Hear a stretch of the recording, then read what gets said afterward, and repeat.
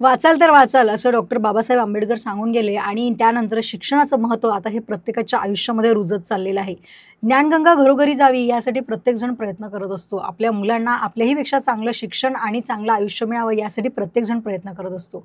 पण ह्या प्रयत्नांमध्ये बरेचदा अडथळे येत असतात आणि आता तर काय की अगदी 5व्या-6व्या वर्गापासून मुलांना ज्या स्पर्धात्मक युगामध्ये उतरण्याची वेळ आलेली आहे त्यामुळे जे काही पेरेंट्स आहेत ते सुद्धा सगळे गोंधळात आलेत. आणि आता एक नवीन प्रकरण आणि ते म्हणजे CBSE आणि स्टेट बोर्ड याचा गोंधळ. तर हाच सगळा गोंधळ आज तुमच्यासमोर उलगडणार आहोत. नमस्कार, मी जया भारती तुमच्या सगळ्यांचं मनापासून स्वागत करते RDG रेकॉर्डिंग स्टुडिओ प्रस्तुत योलो स्पॉटलाईटमध्ये. आणि आज या महत्त्वपूर्ण विषयावरती चर्चा करण्यासाठी माझ्यासोबत आहेत आदरणीय प्राध्यापक नितीन ओक सर. सर तुमचं खूप खूप स्वागत आहे. नमस्कार. नमस्कार सर, तुम्ही न्यू एज्युकेशन पॉलिसीच्या कमिटीमध्ये सुद्धा होतात. हो. आणि आता सध्या जो गोंधळ चाललेला आहे, मी याला गोंधळच म्हणेल, तर या गोंधळाविषयी पहिले तर आम्हाला जाणून घ्यायचं की बेसिक काय गोंधळ आहे हा? मॅडम, गोंधळ जो आहे ना तो 3 तऱ्हेच्या लोकांमुळे आहे. काही पालक असे असतात की ज्यांना पॅनिक व्हायलाच आवडतं. म्हणजे ते पॅनिक झाले नाही तर त्यांना असं वाटतं की काहीतरी चुकलं म्हणून. बाकी एक जो याच्यामधला घटक आहे तो सरकार विरोधी आहे. म्हणजे कुठलंही काही होत असेल तर त्यांना सरकारला विरोध करायचा आहे. आणि तिसरा जो घटक आहे त्याला खरोखरीच असं वाटतंय की ज्या वेळेला सेंट्रल एज्युकेशन सिस्टीम आमच्या इतिहासाबद्दल सांगेल त्यावेळेला शिवाजी महाराजांबद्दल बरोबर सांगितलं जाईल का, फुलेंच्या बद्दल बरोबर सांगितलं जाईल का, टिळकांबद्दल नीटपणे माहिती दिला जाईल का, अशा तऱ्हेची त्यांना खरोखरीच भीती आहे. बिलकुल. हे तिघही जण सध्याशी अस्वस्थ आहेत.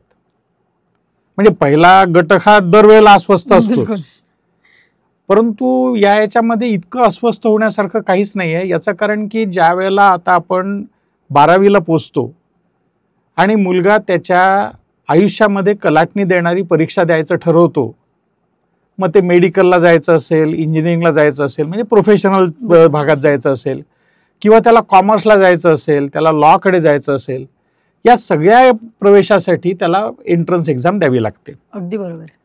ही एंट्रन्स एक्झाम ही CBSEच्या म्हणजे NCERTच्या सिलेबस वरतीच आधारलेली आहे.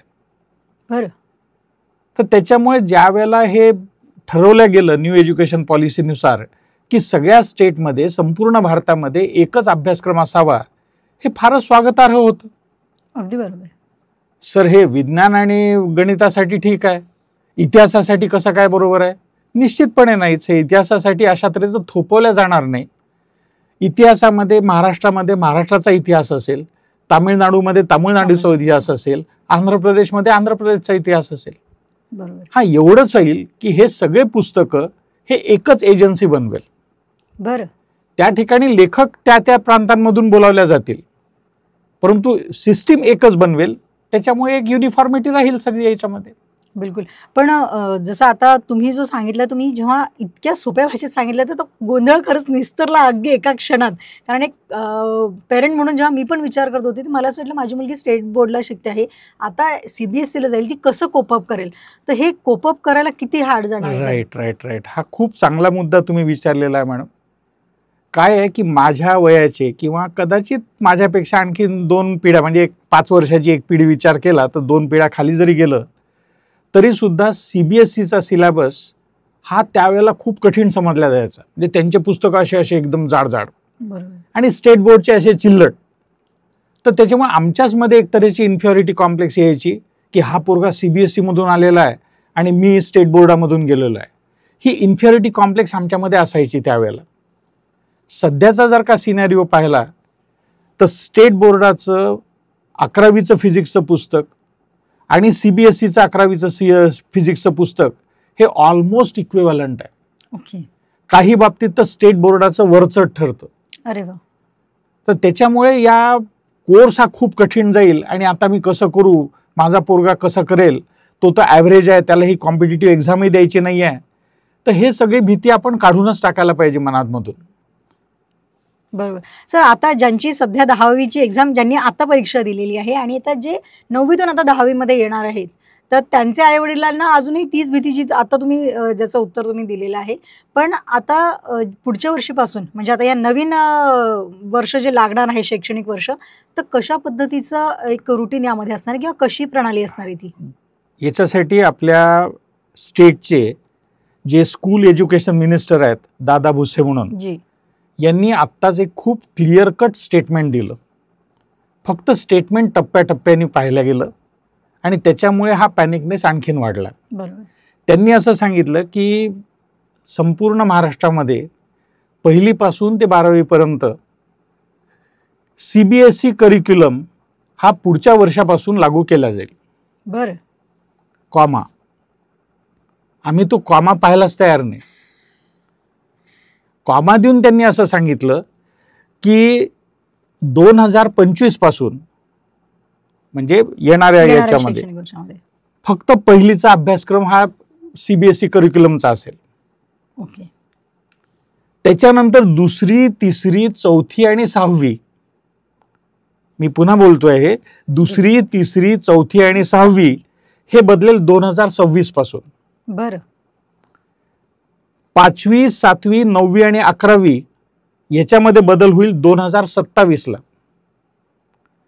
आणि 8वी, 10वी आणि 12वी अशा तऱ्हेचा पूर्ण बदल हा 2028 पर्यंत होईल. हा, ही अपेक्षा करू नका की 12 वर्ष या बदलाला लागतील. सर, पण तुम्ही एवढी वर्ष शिक्षण क्षेत्रामध्ये दिलेली आहेत आणि तुम्ही त्या कमिटीमध्ये सुद्धा होता. नेमकं कोणत्या प्रकारचे इनपुट्स तुमच्याकडनं घेण्यात आले किंवा तिथे ज्या वेळेला तुम्ही गेलात त्या समितीमध्ये जेव्हा तुम्हाला घेण्यात आलं, तर कशा पद्धतीचे निर्णय त्या ठिकाणी घेतले जातात? मॅडम, त्याच्यामध्ये एकतर इव्हॅल्युएशन प्रोसेसबद्दल खूप चर्चा झाली. म्हणजे आमच्याकडून ते अपेक्षित होतं. बरं. शिकवत असताना टेक्स्टबुक्स कसे असावे हे अपेक्षित होतं. तर आता तुम्ही आणि मी, आम्ही शिकताना 2चे पाढे शिकलो, 3चे पाढे शिकलो, 4चे शिकलो, 5चे शिकलो, 6चे शिकलो. पाढ्यांचा एक पूर्ण वर्गच असायचा. संध्याकाळच्या वेळेला बे बे 2 4 चालायचं. इंग्लिश मीडियम असेल तर 2 1 जा 2 2 2 जा 2 ह्या चालतं. सध्याशी आता याच्यामध्ये न्यू एज्युकेशन पॉलिसीमध्ये तुम्हाला 2चा पाढा राहील, 3चा पाढा नाही शिकवला जाणार. बरं. 4चा पाढा नाही शिकवला जाणार. 5चा पाढा शिकवला जाईल. 6चा नाही, 7चा नाही. याचं कारण या मुद्रांकाचे चलनी नाणेच नाही आहेत. म्हणजे मी अगदी तुम्हाला प्रामाणिकपणे सांगते, लहानपणी हे सगळे अर्ध्यापेक्षा जास्त गणिताची समीकरणं मी याचं आयुष्यात कुठे काम पडणार आहे मला. Very correct. आणि आत्ताचं जे गणित शिकवलं जाणार आहे ते सगळं ॲप्लिकेशन बेस्ड राहील. ओके. म्हणजे जर का तुम्ही आत्ताही NCERTच्या साईटवरती गेलात आणि पहिलीचं पुस्तक त्या ठिकाणी पाहिलं तर ते मराठीमध्ये सुद्धा उपलब्ध आहे. वा, क्या बात आहे. आणि याचं ते पाहिल्यानंतर असं म्हणजे छान वाटतं एकदम बिलकुल पाहताना आणि हे करताना की त्यांनी ते सगळे पूर्ण आपल्या रोजच्या जीवनामधले दैनंदिन जीवनातले प्रश्न घेतले, त्याच्या मदतीने गणित शिकवत आहेत. बरोबर. म्हणजे गणिताच्या मदतीने दैनंदिन प्रश्न सोडवू नका, दैनंदिन प्रश्नांच्या मदतीने गणित शिका. अगदी बरोबर. आणि मला वाटतं हेच सगळ्यात जास्त महत्त्वाचं आहे तुमच्या आयुष्यामध्ये. सर, असं म्हटलं जातं की साधारणतः पहिल्या वर्गापासनं तर ग्रॅज्युएशनमध्ये जे मुलं CBSE मध्ये शिकलेली आहेत त्यांच्यासाठी UPSC MPSC क्रॅक करणं थोडं सोपं असतं किंवा तोच अभ्यासक्रम शक्यतोवर याच्यामध्ये घेतला जातो. तर आता सगळेच एज्युकेशन जेव्हा CBSE मध्ये होईल तर तुम्हाला काय वाटतं की MPSC UPSC मध्ये जे ॲस्पिरंट्स असतील किंवा जी त्याच्यामध्ये प्रयत्न करतील तर काय रेशो असेल भविष्यात? मॅडम, याच्यामध्ये पुन्हा आणखीन मानसिकतेचा प्रश्न खूप महत्त्वाचा आहे. हे पानिपतच्या युद्धामुळे झालं की कुठल्या कारणाने झालं ते मला माहिती नाही, पण महाराष्ट्राचा मानसिकताच ही गुलामगिरीची आहे थोडीशी. आम्ही नौकर व्हायला तयार असतो, मालक व्हायला आम्ही घाबरतो. आम्ही कुठेतरी सबऑर्डिनेट व्हायला तयार असतो, पण ऑफिसर व्हायला आम्ही तयार नसतो. महाराष्ट्रातले विद्यार्थी हे शास्त्रज्ञ बनू शकतात, अमेरिकेमध्ये जाऊ शकतात, तिथल्या सिलिकॉन व्हॅलीमध्ये महाराष्ट्राचं कॉन्ट्रीब्युशन मॅक्झिमम आहे. हा विद्यार्थी UPSC क्रॅक का नाही करू शकत? हो, बिलकुल करू शकतो. नाही, मग ते ऑफिसर म्हणल्यावर तुझ्यावरती जबाबदाऱ्या राहतील, मग तुझी बदली होईल, मग कशाला उगाच या भानगडीत पडतो? आणि तेच बिहार आणि उत्तर प्रदेशचे विद्यार्थी हे जीव ओतून ते करतात. अगदी बरोबर. तर त्याच्यामुळे या सिलेबस बदलल्याने मानसिकता बदलेल याची गॅरंटी मला नाही आहे, पण निश्चितपणे तो मार्ग सुकर आणि सोपा होईल. बिलकुल सर. MPSC UPSC ठीक आहे, पण ज्या ऑलिम्पियाडच्या एक्झाम्स असतात किंवा त्याच परीने आता JEE नीटसाठी जी मुलं प्रिपेअर करणार आहेत, तर कितपत यावरती त्याचा इफेक्ट असणार आहे या बदललेल्या सिलेबसचा? बदललेल्या सिलेबसमुळे या गोष्टी निश्चितपणे सोप्या तर होतीलच. अच्छा. परंतु मुळामध्ये या परीक्षा या बेस्ट निवडण्यासाठी आहेत. त्याच्यामुळे कोणी आयऱ्या गैऱ्या सुद्धा त्या ठिकाणी सिलेक्ट होईल अशा तऱ्हेचं नाही होणार. बरोबर. त्याला कष्ट हे घ्यावेच लागतील. आणि आणखीन पुढचं जर का सांगायचं झालं तर सध्याशी आता इंजिनिअरिंगसाठी आणि कॉमर्ससाठी आणि लॉसाठी वेगळी परीक्षा आहे. हो. पण पुढे जाऊन सरकारच्या डोक्यामध्ये जी काही कल्पना आहे ती अशी की नीटची परीक्षा तशीच राहील, म्हणजे मेडिकलच्या सिलेक्शनसाठी परीक्षा राहील. लॉ, कॉमर्स, इंजिनिअरिंग या सगळ्या परीक्षांसाठी एकच परीक्षा राहील, ज्या ठिकाणी प्रश्न लॉजिकवरती आधारलेले असतील. आणि हे लॉजिकवरती आधारलेले प्रश्न हे त्यांना सोडवावे लागतील. बरं, म्हणजे ती एक एक्झाम दिली की तुम्ही या कुठल्याही स्ट्रीमकडे जाऊ शकता. न्यू एज्युकेशन पॉलिसी आल्यानंतर शाळांना पण खूप बदल स्वतःमध्ये करावे लागतील. बरं. शिक्षकांना वेळोवेळी त्यांच्या इम्प्रूव्हमेंटकडे लक्ष द्यावं लागेल. त्याच्यानंतर विद्यार्थी जसा आता पहिल्या याच्यामध्ये 3 विभागांमध्ये विभागला जातो. म्हणजे मी खूप हुशार असलो तर मी सायन्स स्ट्रीम घेणार. बरोबर. मी थोडा कमी हुशार असलो तर माझे आई वडील सांगणार की बाबा तू कॉमर्सकडे जा. माझे मार्क अगदीच कमी असले तर मी आर्ट्सकडे जायचं. हे वॉटर टाईट कंपार्टमेंट्स आहेत. बरोबर. मी आर्ट्स कडून सायन्सकडे नाही येऊ शकत नंतर, किंवा सायन्स मला जमलं नाही तर मी आर्ट्सकडे जाऊ शकत नाही. आता मात्र असं राहील की तुम्ही 9वी पासून 12वी पर्यंत एक विषय फिजिक्स, दुसरा विषय गणित, तिसरा विषय कल्चर, चौथा विषय नाट्यशास्त्र. अरे वा. हे असे कुठलंही कॉम्बिनेशन तुम्ही घेऊ शकाल. छान. म्हणजे मुलांना त्यांची जी काही आवड असेल किंवा ज्यामध्ये ते पारंगत असतील ते निवडणं सोपं जाईल. अगदी बरोबर. सर, CBSE स्टेट बोर्ड ह्या सगळ्या गोंधळाला तुम्ही खूप सोप्या शब्दात आणि खूपच अगदी इझी करून सगळ्यांना सांगितलेलं आहे. पण आम्हाला जाणून घ्यायचं की आता तुमचे बरेच दिवस झाले, तुम्ही क्लासेस सुद्धा बंद केले, तर सध्या तुमचं काय चाललेलं आहे? ठीक आहे, म्हणजे हा तसा व्यक्तिगत प्रश्न आहे, पण मी खूप आनंदी आहे सध्याशी. क्लासेस मी या वर्षीपासून बंद केले. बरं. आणि हे बंद करायचा निर्णय मी 3 वर्षापूर्वी घेतला. म्हणजे मी 3 वर्षांपूर्वी 8वीचे क्लासेस बंद केले, मग 2 वर्षापूर्वी 9वी आणि 11वी बंद केलं, यावर्षी 10वी आणि 12वी बंद केलं. म्हणजे कोणावरती अत्याचार झाला नाही, कोणाला खोटे आश्वासनं दिल्या गेले नाही. आणि आता मी जिल्हा परिषदेच्या शाळेचे शिक्षक, विद्यार्थी, हेमलकसा, जव्हार म्हणून ठाणे डिस्ट्रिक्टमध्ये आहे, मेळघाट, त्याच्यानंतर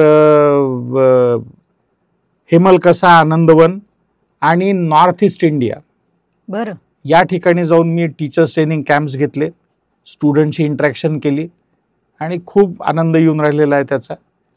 मी या आविर्भावात गेलो होतो की मी यांना काहीतरी नवीन शिकवेन, पण जाणीव झाली की मलाच बरंच काही शिकायला मिळालं त्यांच्याकडून.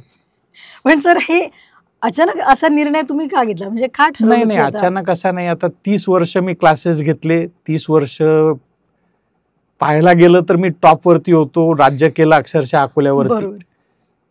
कुठेतरी तर थांबणं आवश्यक आहे ना. आणि थांबल्यानंतर नुसता आराम करायचा याच्यापेक्षा हे काहीतरी ज्या समाजाकडून मला मिळालं त्या समाजाला वापस करणं हे जास्त योग्य आहे. अगदी बरोबर सर. सर, मग आता अकोल्यामध्ये तुमची वेळ कशी असते? म्हणजे कसं तुम्ही वेळ? कुठल्याही वेळेला मला कोणी बोलावलं तरी सुद्धा मी उपलब्ध असतो. बरं. आणि एक सध्याशी विज्ञान अध्यापक शिक्षक मंडळ जे आहे त्याचे भास्कर सर म्हणून आहेत, त्यांच्या मदतीने सध्याशी हे जिल्हा परिषदेच्या शाळा आणि आजूबाजूच्या तालुक्यांमधल्या शाळा याच्यामध्ये जाऊन आलो. विज्ञान भारती आहे, त्याच्या मदतीने नॅशनल स्पेस डेचं सेलिब्रेशन झालं, त्याच्यामध्ये माझं कॉन्ट्रीब्युशन होतं. छान. अशा तऱ्हेच्या ॲक्टिव्हिटीज चालू आहेत सध्याशी. बरं, म्हणजे जो रिटायरमेंटचा तुमचा एक छान प्लॅन सध्या सुरू आहे. फारच सुंदर प्लॅन. सर, आता तुम्ही जसं सांगितलत, की तुम्ही वेगवेगळ्या ठिकाणी सध्या वेळ देतात आणि त्याला एन्जॉय पण तुम्ही करत आहात. पण आपल्याकडे जी मुलं शिकतात, शक्यतोवर मी विदर्भाविषयी बोलते आहे आणि बाहेर ठिकाणची मुलं, तर याच्यामध्ये काय वाटतं, की आपल्याकडच्या मुलांचं कॅलिबर खरंच तेवढं प्रचंड आहे का, की तिकडची मुलं आपल्याकडच्या मुलांवरती हावी होतात, त्यांच्यासोबत कोप अप करायला या मुलांना वेळ लागतो? नाही मॅडम, मुलांना तर तसा वेळ लागत नाही किंवा इकडचे मुलं तिकडचे मुलं असा फरक जाणवत नाही. परंतु मला या पिढीबद्दलच थोडंसं भीती वाटते आहे. हे पोरं मोबाईलच्या खूप आहारी गेलेले आहेत आणि आमची एज्युकेशन सिस्टीमही याला काही ठिकाणी सपोर्ट करते आहे. बरं. म्हणजे आज बऱ्याच शाळा अशा आहेत की जे त्यांचा होमवर्क फळ्यावरती लिहून द्यायच्याऐवजी मोबाईलवरती मोबाईलवरती PDF येतं. पाठवतात. बरोबर. निश्चितपणे टेक्नॉलॉजीचा उपयोग करायला पाहिजे, पण करवत जी आहे ती जर का तुम्ही माकडाच्या हातामध्ये तलवार दिली तर तो नाक कापल्याशिवाय दुसरं काहीच कापणार नाही.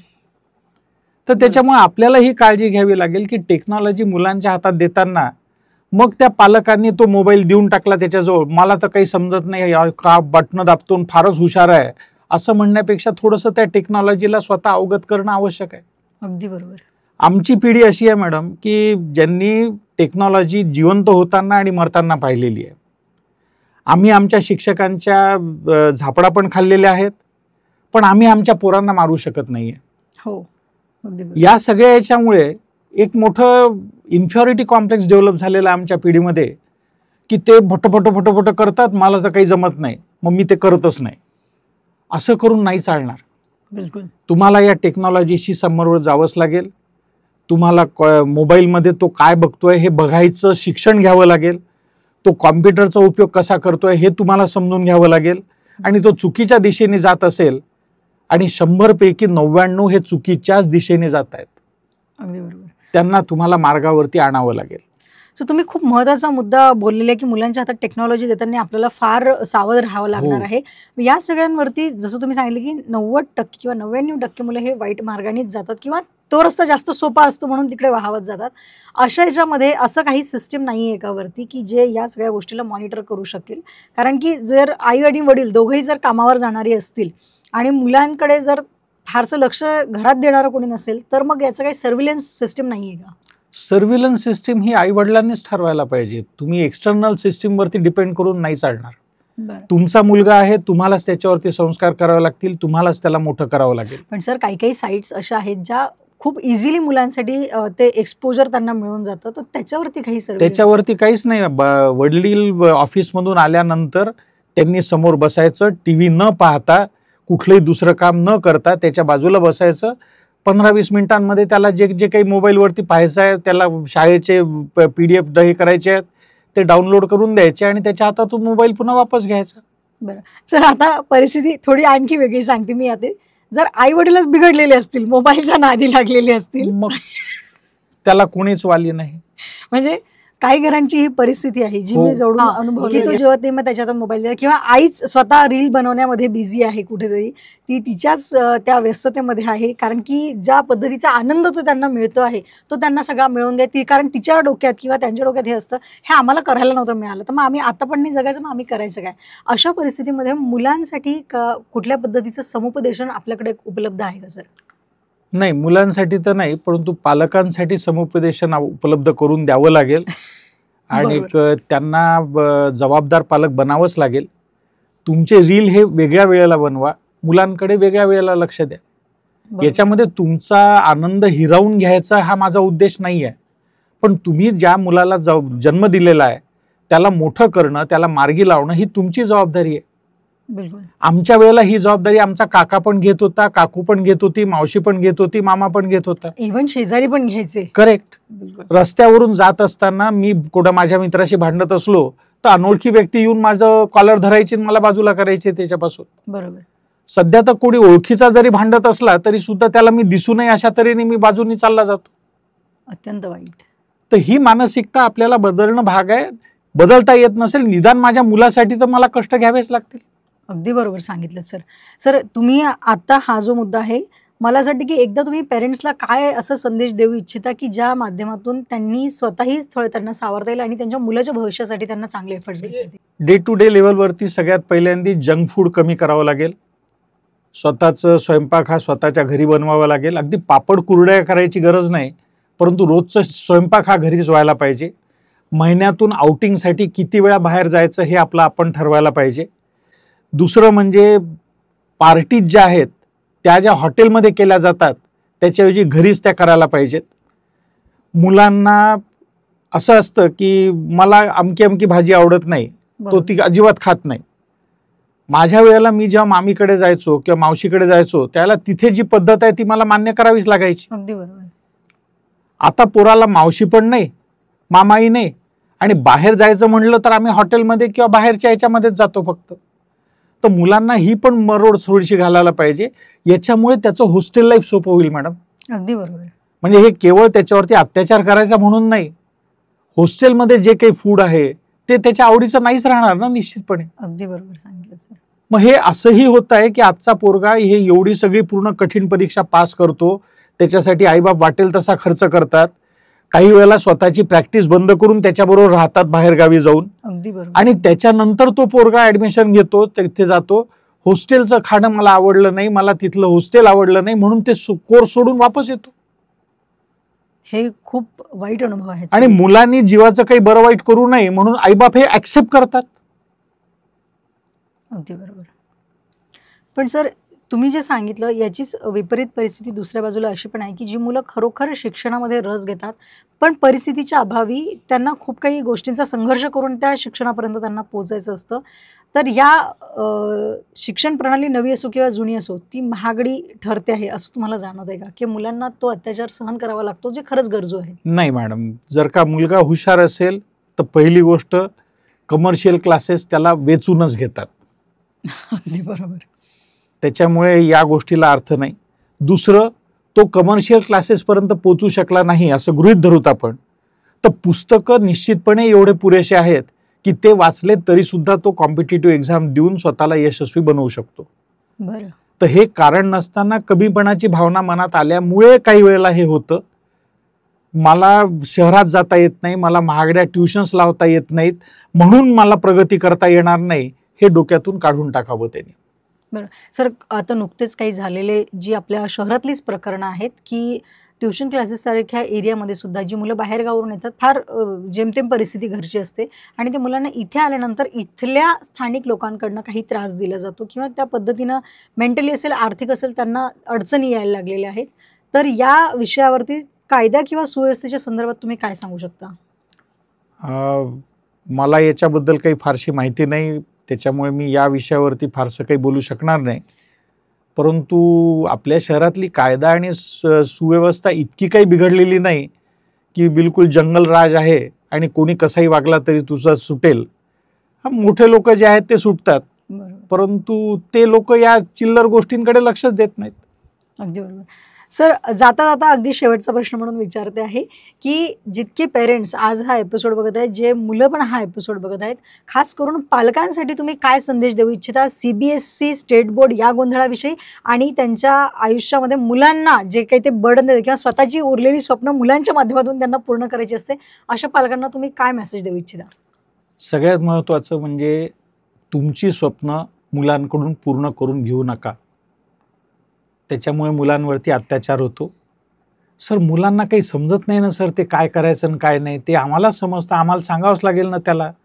अशा तऱ्हेचा आव आणत असाल तर त्याच्या अपयशालाही तुम्हीच कारणीभूत आहात आणि यशालाही तुम्हीच कारणीभूत आहात, हे ॲक्सेप्ट करा. होतं असं की ज्या वेळेला तुम्ही त्याच्याकडून स्वप्न पूर्ण करायचा प्रयत्न करता त्यावेळेला तुम्ही स्वप्नपूर्तीसाठी त्याला त्या ठिकाणी भाग पाडता सगळं करायला. अपयशी झाला की तू काही केलं नाही, आम्ही तर तुला सगळं पुरवलं. तर हे अशा तऱ्हेचं बोलू नका. आणि विद्यार्थ्यांनी सुद्धा या ठिकाणी आईवडिलांसाठी अभ्यास करायच्या ऐवजी त्याच्या आयुष्यामध्ये पुढे जे काही आहे त्याच्यासाठी त्याला अभ्यास करणं आवश्यक आहे. त्याला स्वतःला मोबाईलवरती कंट्रोल करणं आवश्यक आहे. रील बनवून तू तुझं पोटपाणी नाही भरू शकत, तुला ते अल्टरनेटिव्ह म्हणून उपयोगी नाही आहे. तुला त्या ठिकाणी शिकणं हे आवश्यक आहे. तुला कुठलं तरी स्किल डेव्हलप करणं आवश्यक आहे. कुक्कुटपालन करूनही तू तुझा रोजगारी उपलब्ध करू शकतो, पण हे तुला करावं लागेल. याच्यासाठी माहिती घ्यावी लागेल. तुला तुझ्यासाठी जबाबदारीने सगळं काही करावं लागेल. माझ्या आई वडिलांसाठी मी इंजिनिअरिंग होतोय हे आर्ग्युमेंटच चुकीचं आहे. बरोबर. सर, आज तुम्ही आलात, एवढं छान मार्गदर्शन केलं आणि महत्त्वाचं म्हणजे इतक्या हॉट टॉपिकवरची लोकांच्या डोक्यातली गोंधळ तुम्ही संपवली. एवढा वेळ दिला त्यासाठी तुमचे अगदी मनापासून आभार. तर हे होते आदरणीय प्राध्यापक नितीन ओक सर. सरांच्या माध्यमातून मला असं वाटतं की तुमच्या बऱ्याचशा प्रश्नांची उत्तरं तुम्हाला मिळाली असतील, पण तरीसुद्धा अजूनही काही प्रश्न मनात असतील तर तुम्ही आम्हाला कमेंट करून कळवू शकता. त्या प्रश्नांची उत्तरं आम्ही तुम्हाला सरांच्या माध्यमातून नक्की कळवू. आणि पुढील भागामध्ये भेटूया अशाच एका नवीन व्यक्तीला, नवीन विषयासह, आणि त्यासोबतच काही ना काही नवीन आम्ही तुमच्यासाठी प्रत्येक वेळेला घेऊन येत असतो. तेव्हा बघत राहा RDG रेकॉर्डिंग स्टुडिओ प्रस्तुत योलो स्पॉटलाईट. धन्यवाद.